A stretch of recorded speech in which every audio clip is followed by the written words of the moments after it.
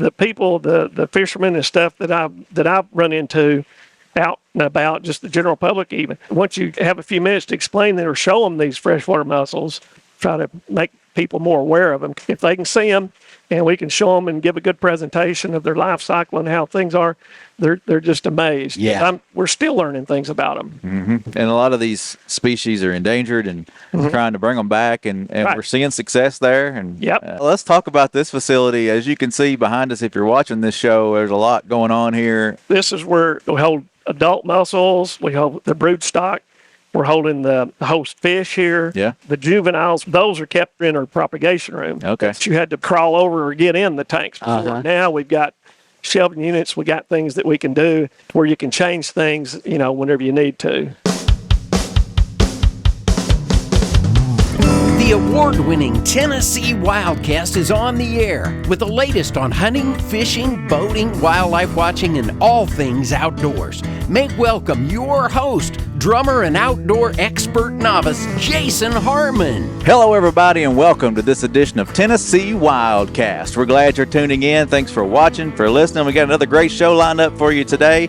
We are on location at the Cumberland River Aquatic Center, also known as CRAC. And Yeah. Don, glad to have you back co-hosting. It's been a few shows. You bet, man. I'm so out of practice, but I appreciate the invite to come back. I've been out doing other stuff, but anyway. Well, you've been behind the scenes too. That's right. You were helping with some camera work and things going on with the shows. with East Matt. Tennessee, Yeah. our trip over there. So yeah, it's been good, but like I said, it's good to be back. And hey, we do have a little change to talk about as far as radio stations go. It's a new year. There's Yeah. going to be some change. I think it's a good change. Yeah, I believe so too. Right here in Nashville, WTN Talk Radio. We have been previously on at 11 o'clock on Sunday mornings. Yep. Kind of driving home or driving to church time, But we've shifted. We've been able to shift to a slot in Saturday mornings at 10 o'clock. So WTN here in Nashville, 10 o'clock Saturday mornings. Yes. Now. So anyway, just got that out of the way. And our other 23 radio stations, thank you so much for Yes. covering us week to week. Yeah. I'm excited about that new slot. I mean, a lot of our hunters, our fishermen, our followers are out and about on Saturday mornings. It's a good time to tune in. Yep. Especially if you're in the Nashville area. That's right.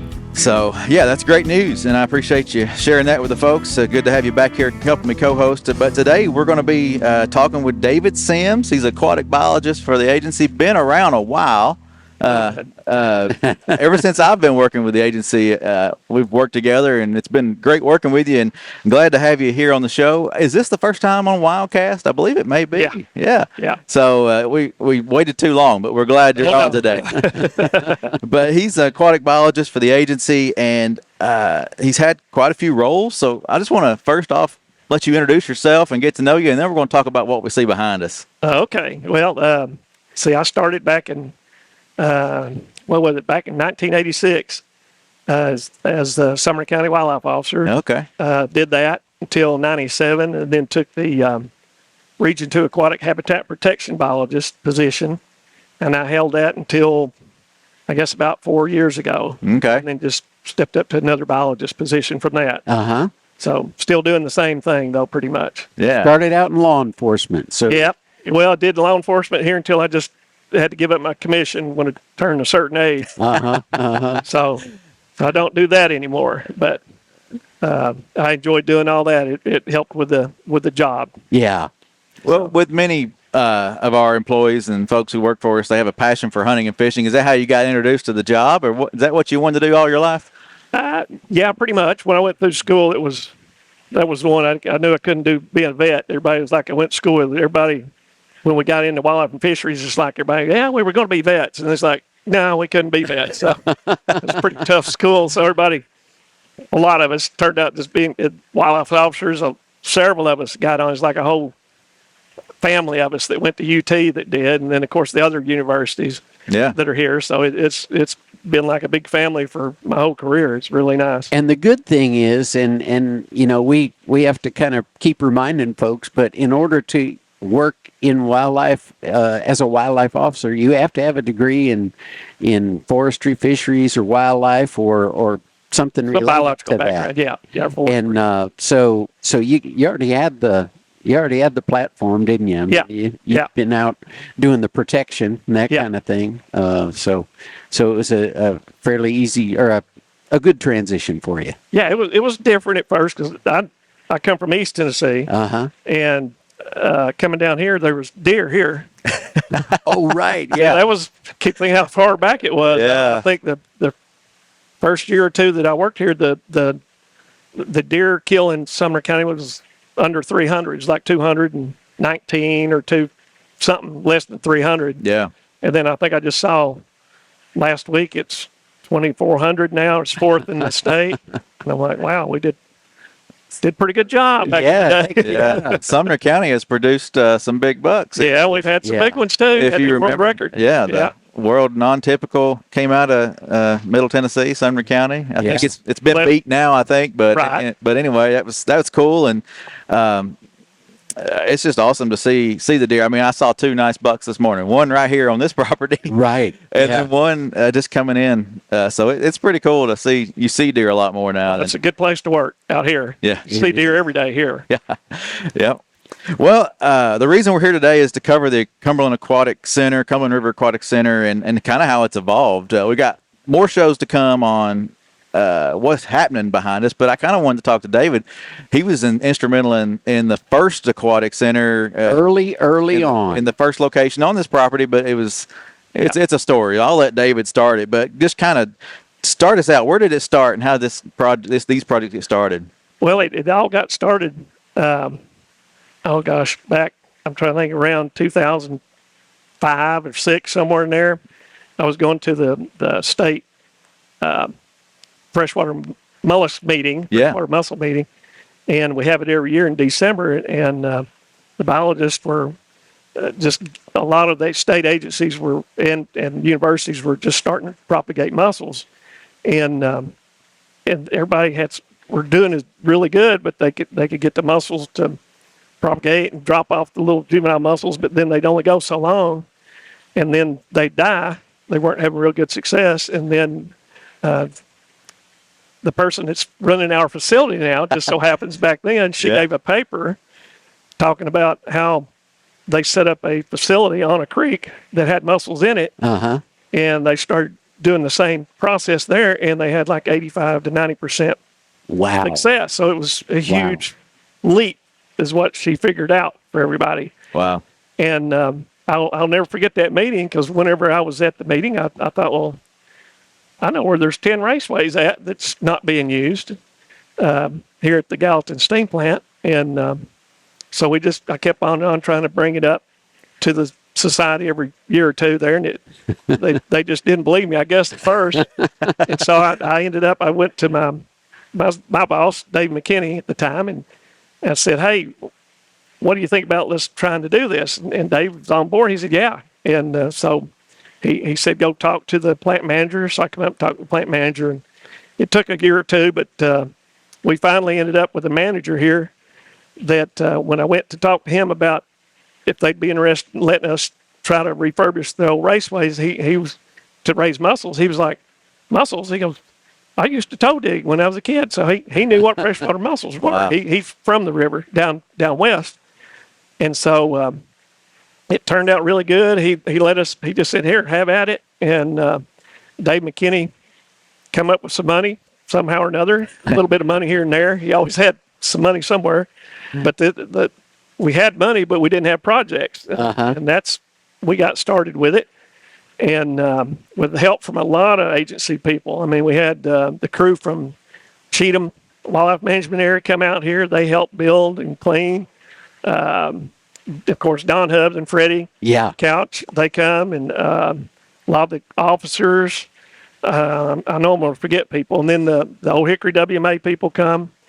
And it was a lot of work to get the old facility up, because it had been walked away from in the late 70s.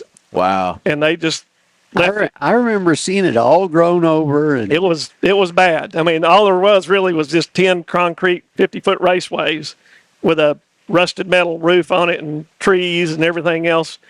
And you saw that, and you had the vision. thought, you, well, you knew, hey, I know it might we work. can do I with said this. we might be able to get this to work. Yeah. And like I said, with a lot of help from people, we got 2 raceways plumbed. Once the manager here said, yeah, go ahead. And of course, they did a lot of work to help us too, because I mean, the water lines were all coming to the place, and they had to put a new header on it. And that's when I started learning about industrial size plumbing and stuff. It's expensive. You become a plumber. Yeah. Oh, yeah. A little bit of plumbing in my background now, but I didn't know how expensive it was just for a 10-inch gate valve. It's a lot of money. Yeah. More than I thought, but Right. they paid for it because they were wanting us to try to succeed too. Awesome. So they did that for us, and then we did all the rest of the plumbing and everything and got it going in 2 raceways. We went and got some mussels. I can't even remember where I got them from, somewhere close, and we just put them in the raceways over the winter, and they survived. So we're like, okay, that's a good thing. So let's give it a go. Well, one of the key things about that you mentioned kind of early was the water quality and where the water was coming from. That's what made this spot so special, right? Well, it's the availability of a flow through river water. Okay. That's where the animals are from. It's from Right. the river here. Yep. The Cumberland River fauna or mussel species aren't just taking off by no means, but they're still here and they're hanging on. But it's not. I don't believe this is me. I don't believe it's a water quality issue. I just believe there's other physical things that's a problem. But and so just having that availability of water always flowing, because what it is, the water that we use is kind of through their fire suppression system, so Okay. it's always going to be running. And so we've having that water all the time, and they don't charge us anything for that. And the plant manager, when he's talking about electricity, I never will forget, he looked at me and just kind of, I think we might have some of that around here.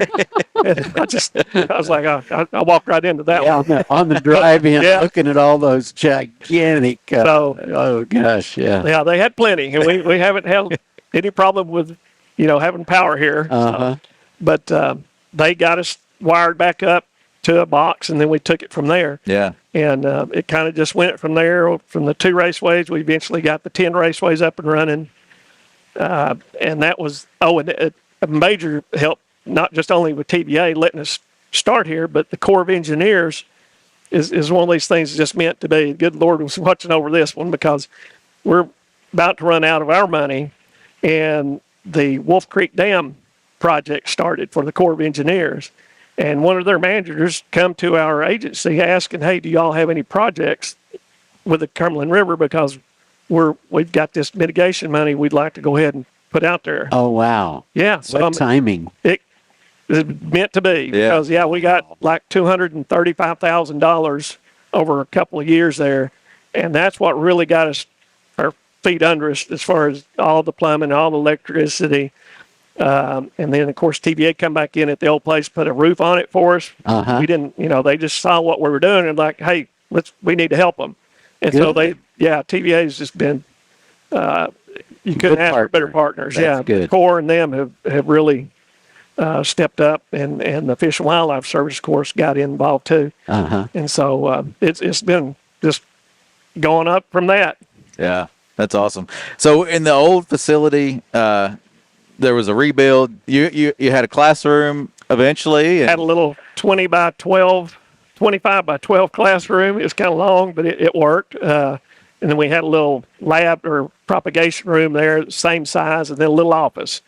And that was great, because before that, we had a FEMA trailer that we got. That was back after Katrina. And I remember that. Feds, we drove down to Alabama and we got several trailers, but I got one for up here. And I really enjoyed that this time of year when it's rainy and wet and cold. I had a place to store stuff, because we didn't even have an outbuilding at the time. But once we got the classroom and everything going, it was a pretty nice little facility. It's not a facility like this by no means, but we were able to do stuff and pretty proud of it. But then the TVA had their scrubber project come in, and we were in their footprint, and there weren't no place they could move us right here close. And so we had to shut it down, and we moved up to a little building that we rented we bought a little, just an outbuilding, I guess a 10 by 20, Yeah. up and put it on the Old Hickory WMA up there. Okay. And Yeah. we just put a pump down there at the dock and run water in. And we had 4 like live minute tanks that you'd see at a store. Okay. And we just run water in there. And the mussels that we had got going at the old facility before it shut down, we moved them up there. And we were able to keep them alive there for about 1.5 to 2 years at least. And then things changed, and we ended up, TVA built this beautiful state-of-the-art facility for us. It is nice. And we actually got to move some of those mussels down here, Oh, first neat. ones. But we were working with Tennessee Tech, at the old facility, and that also proved that we could work with endangered species there. And we had working with them along with the stuff we were doing. We probably had at least 12 endangered species mussels that we were raising over there. Wow. And then we got into the lake sturgeon. That's what I was going to say. There Yeah. was more than just mussels happening over there. Y'all had other species. The sturgeon projects were cool. Yeah. Yeah, and that was the plan was we wanted it to be not just a mussel facility, anything aquatic and native to Tennessee, anything. So we've been able to do that. You know, we had the lake sturgeon, we held Nashville crayfish over there for a while when we had to. Then we had alligator gar at one time. I loved working with them. They were neat animals. Yeah. And then, of course, we've held saugers and stuff. We worked with our fisheries guys if we had room and they needed something to do or a place to hold some fish or something. Yeah. Because they've done a lot of work for us, too, helping us out. So we just try to help out when we could. But now we're kind of full, though. We don't have a lot of extra room for stuff anymore. But we still work with the lake sturgeon, though. Yeah, let's talk about this facility. As you can see behind us, if you're watching this show, there's a lot going on here. It's so much different than the first facility. Oh, yeah. We're all indoors now, Yeah. where you were outside a lot of the times than the others. And, Oh, yeah. It was just a roof over the right. You were out in the elements. yeah. Oh, well, and predators, too. Did you have predator problems? Oh, yeah. Yeah. Great blue herons, Yeah. possums, and raccoons. Yeah. I could stories about them. But, yeah. So this is a big upgrade. Oh, yeah. But anyway, tell us a little bit about what's going on behind us and what you see that's going on here. This is great. Oh, this is just part of the story out here. This is where we hold adult mussels. We hold the brood stock. We're holding the host fish here. Yeah. Out here, the juveniles, once they get a certain size, those are kept when they're first drop off. They're in our propagation room. Okay. That's another room. Yeah. Because they have to be more controlled. But once they get a certain size, then we move them out here. We have more room for more juveniles in there. With the square footage, a big change, and you got a classroom here as well and offices. This part is the same size, except we were able to make it. They just asked, what do we want? And so I talked with some of our hatchery people, David Roddy, Yeah. and talked to whoever I could that had actually done some hatchery buildings and stuff. And we come across, well, we'll just make it open and have our drains in the floor. And then that way we can move stuff around instead of having concrete raceways that are built in. And plus you had to crawl over or get in the tanks before. Now we've got shelving units. We got things that we can do just way, way more manageable and to where you can change things, whenever you need to. Yeah, that's great, because I remember when we first visited 2015, right? 2014, 15, something like that, when this place just finished. It was just built. There was a couple of round circular raceways or hubs. Yeah. And it was nothing like this. I mean, the piping, the plumbing and everything, the electrical that's been put in and the progress that's been made, it's amazing. Yeah. Oh, yeah. Yeah. It is. Yeah. And you mentioned the classroom here. We do have a bigger classroom. We have several. We give tours here. It's usually by word of mouth. The last couple of years, of course, with COVID, we couldn't do it. But we've already had probably two already this year. And that's a big part of what we've always wanted to do here is to let people try to educate them what we could, or at least make them aware, not educate, but make them aware of what's out on the rivers. Because I grew up in East Tennessee, and I fished before I went to high school. When I come back home, when I went to university, I'd fish in between classes there at UT. Yeah. And so that's all I did, and I didn't know a thing. I mean, I remember picking up one mussel when the only one I ever saw was up there on the Holston River one time. Of course, I killed it thinking I could find a pearl. I know. So I'm trying to pay back that. We one live there. and we learn, don't we? Yes, yes, Yeah. that was the one. It's kind of like a BB gun. That's another Yeah. story. We're still paying Yeah. for that one, but at least mussels, I think I'm catching up on that end of it. But it's just the people, the fishermen and stuff that I've run into out and about, just the general public even. Once you have a few minutes to explain them or show them these freshwater mussels, they just like, oh, you're kidding me. So I mean, that's always been a goal, is to try to make people more aware of them, because they're just like anything else, out of sight, out of mind. You Yeah, know, but sure. if they can see them and we can show them and give a good presentation of their life cycle and how things are, they're just amazed. Yeah. We're still learning things about them. So it's pretty, it's neat to be at the forefront of something that's just now starting and stuff. So Yeah. makes your job fun. And a lot of these species are endangered, and trying to bring them back, and Right. we're seeing success there. And Yep. we're going to talk more with Dan on some of this in future shows. But it's amazing to see the work y'all are doing here, and it's Well, that's the paying goal. off. Yeah. Is to delist them, downlist them, and get them off Yep. the list. That's the whole thing. That's We're the not- success story. Yeah, isn't it? that's it. And that helps everybody. And then that cuts out red tape or issues that you have environmentally Yep. if they're not on that list. So that is probably that is the main thrust that we try to do here, is to do that. Yeah.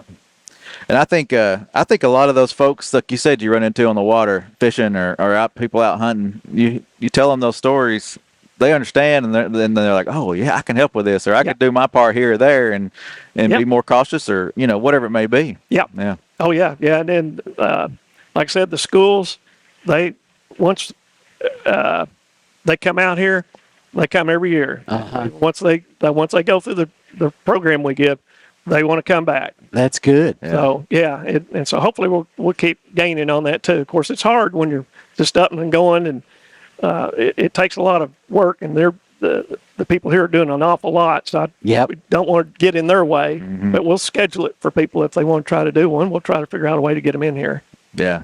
And you're touching those kids, and touching them before they might get out there and destroy something or mess something up or do something they shouldn't. It's great. Yeah. Plus, they pass it on real good too. Pass it on. Yeah. Yeah, they go home and tell their mom and dad about it, and then we'll get a call from them. They want to know, wait a minute, is this real? Yeah. Yeah, it's real. That's Yeah, neat. It's amazing. That's neat. Well, I wanted to touch on the partnerships. You mentioned partnerships early on, but some of the same partners were instrumental in this build, right? Yeah, TVA built this facility. We still had some of the core money left over as far as bringing in the tanks and things. Yeah.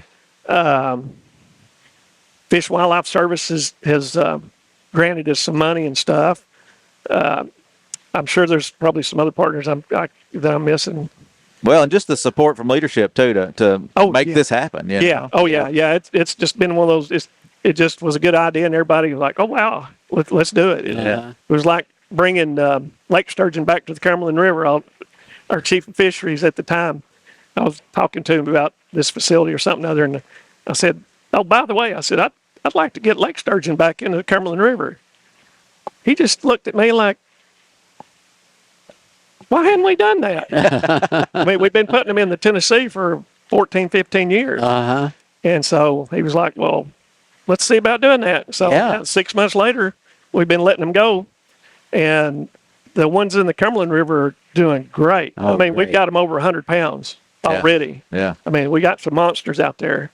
And that was sort of my whole goal. I would love to get them back here and let lake sturgeon be a sport fisheries. Uh-huh. And actually I think there was some stuff going on below Center Hill this last year where the guides were actually taking people to fish for them, Yeah. Although you're not supposed to keep them, right? or you're not supposed to fish for them either. Yeah. Yeah. Right. But that, I think all that's been worked out and all, but hopefully everybody will not be trying to catch them Yeah.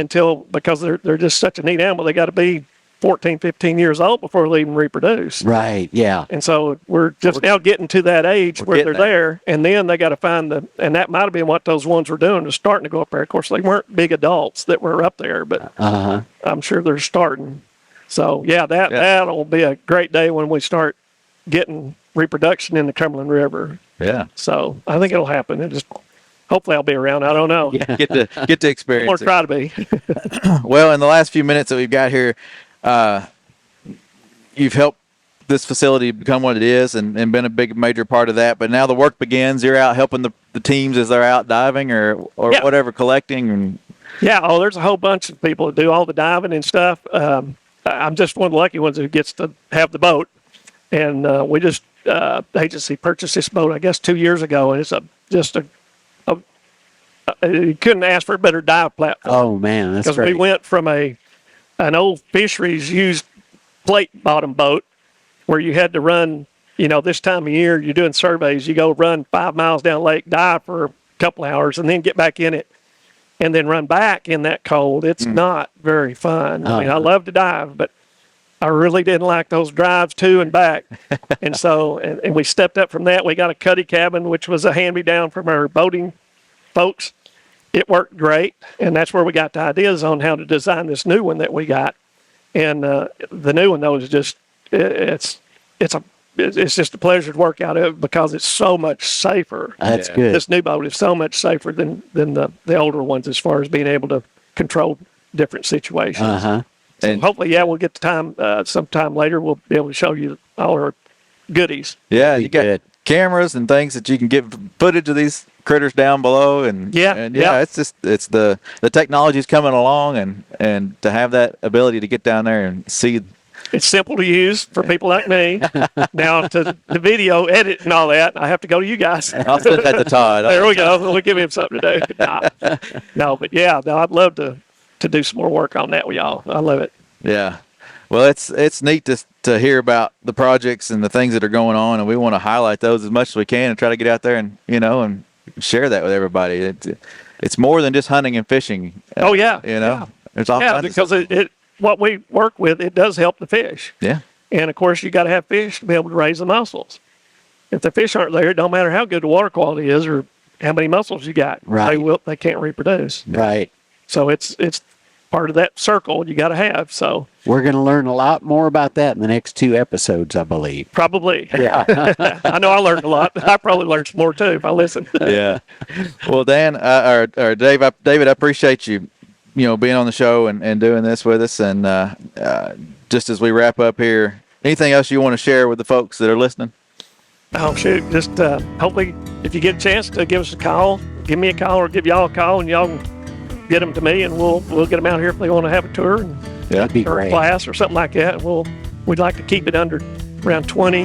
And it's been off the beaten path, too. 'Cause Well, you it's can't- not- yeah. The public isn't invited No, out here. no, this is behind the gate. You got to have a key to get in here. Right. Which is good on some things, but not on other. But TVA's all, like I said, behind this project 100% and been just unbelievable. That's And I great. can't thank the Corps, Fish and Wildlife Service, TVA, and all the universities and all the people with our agency that's helped make this come about. It's just been unreal. That's good. Yeah.